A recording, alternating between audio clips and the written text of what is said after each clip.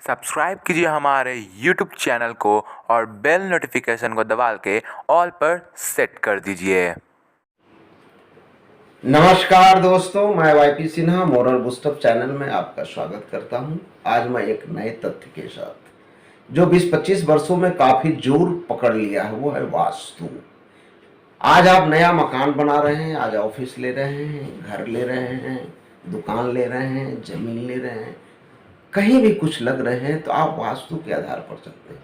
आपके मन में ऐसा लगता है कि वास्तु के आधार पर अगर कुछ कर दिया जाए तो मेरे सारे चीज़ें ठीक हो जाएगी। अगर घर में आपके परिवार में काफ़ी रोग है, आप काफ़ी दुखी हैं, आपको सफलता नहीं मिल रही है, संपन्नता नहीं आ रही है, आपके मित्र दुश्मन होते जा रहे हैं, ये सब सारे चीज़ें आप वास्तु के द्वारा दूर करना चाहते हैं। क्या आपको ये सारे चीज़ें आपको संभव लगता है? अगर ऐसा लगता है दोस्तों तो मेरे कमेंट बॉक्स में कमेंट जरूर करेंगे। दोस्तों, एक चीज हमेशा जानें कि मनुष्य जन्म के लिए 5 तत्व ही इंपॉर्टेंट है, वो वास्तु के तहत ही आता है। 5 तत्व जो जानते हैं, क्षितिज जल पावक गगन समीरा पंच तंत्र से बना शरीरा। इस शरीर के लिए एनर्जी और कर्म दोनों जरूरी है। वास्तु भी पंच तंत्र से ही जुड़ा हुआ है, उसके लिए भी earth water fire air and space, वो प्रकृति से अलग नहीं है और जीवन के लिए ही इंपॉर्टेंट है। ये 5 तत्व हमेशा याद रखें। अगर ये सब सारे चीजें से अगर मेरी जीवन में पूरी परिवर्तन आ जाए, मेरा कर्म बदल जाए, मेरा भाग बदल जाए, मेरे यहाँ कोई रोगी नहीं हो, मेरी सुख संपन्नता हो, मैं बढ़ते चला जाऊं,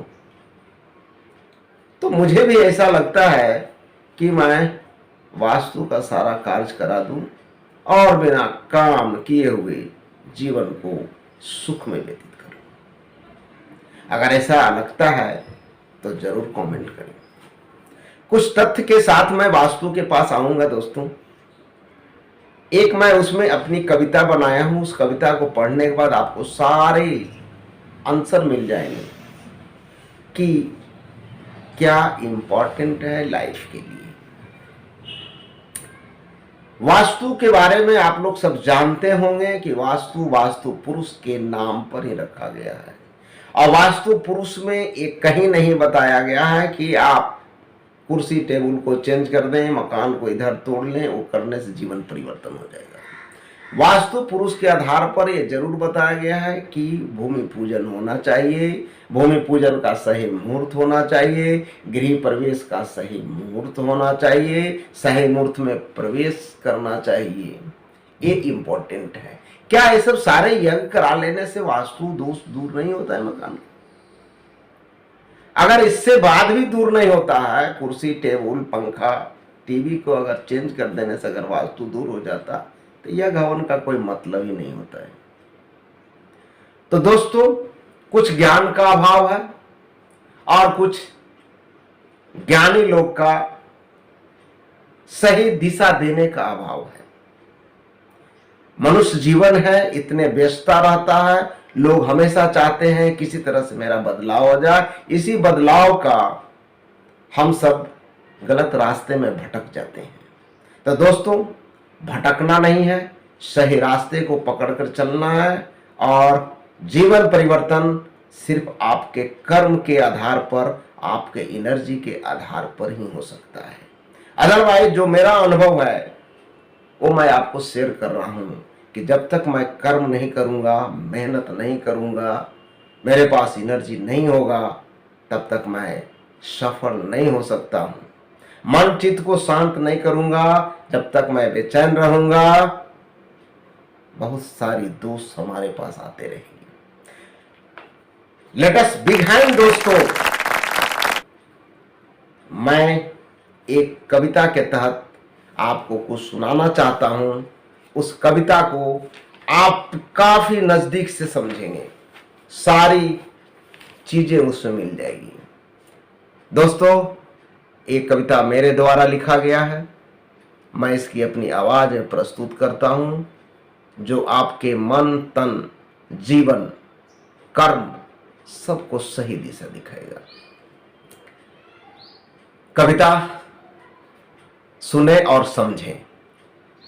चित्तमन शुद्धि रहे जो कोई, चित्तमन शुद्धि रहे जो कोई, तामस नहीं तो बुद्धि भ्रष्ट क्यों होई, तामस नहीं तो बुद्धि भ्रष्ट क्यों होई।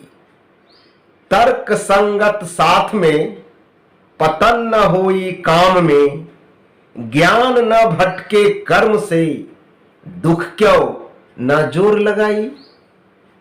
तर्क संगत साथ में पतन न होई काम में, ज्ञान न भटके कर्म से दुख क्यों न जोर लगाई। वास्तु से मन भटके खाक खाक फिरे, वास्तु से मन भटके खाक खाक फिरे, बेचैनी टले नहीं मन उदास हो जाए रे। गीता को संग कर लो, गीता को संग कर लो, वास्तु न दोष होई, एकाग्र चित्त रखो कहीं पर बाल न बाका होई। गीता को संग कर लो, मन उदास न होई, गीता को संग कर लो, वास्तु न दोष होई, एकाग्र चित्त रखो कहीं पर, एकाग्र चित्त रखो कहीं पर बाल न बाका होई। ज्यादा योगी सत्य न होई, ज्यादा योगी सत्य न होई, ज्ञान का अभाव रे, जो बेचारा गया उसके पास उल्टा छुरा लगाए रे। घर को तोड़ा फिर जोड़ा, घर को तोड़ा फिर जोड़ा, योगी के सरोकार रे, 8 दिशाओं शुद्ध किया फिर भी हुआ बेकार रे, 8 दिशाओं शुद्ध किया फिर भी हुआ बेकार रे।